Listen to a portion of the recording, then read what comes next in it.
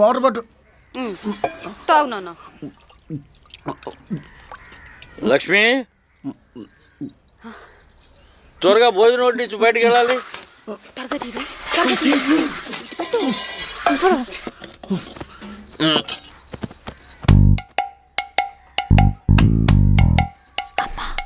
దొరికిపోతామేమోనే, అయితే బాగా నటించు.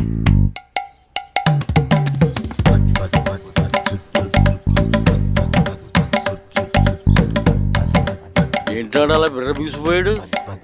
యోగా చేస్తున్నాడండి. వీడు బాలకం చూస్తుంటే యోగా చేస్తున్నట్టు లేదు, పీకల దాకా మెక్కి ఊపిరాడగా బిగిసిపోయినట్టు ఉన్నాడు. మీకు అన్ని అనుమానాలే. వెళ్ళి చేయి కడుక్కురండి, అన్నం పెడతాను. ఒకే కంచంలో ఇద్దరు తింటున్నారా?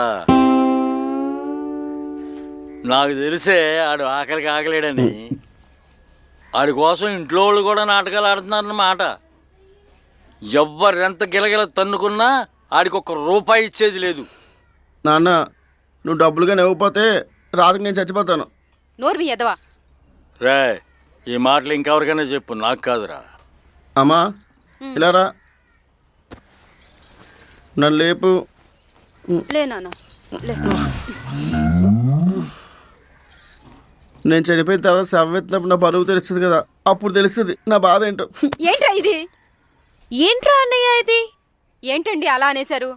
ఆ నిజంగా ఏమైనా చేసుకుంటే? అడిపోంది ఆడు ఏం చేసుకోడు, అలాగే అంటాడు.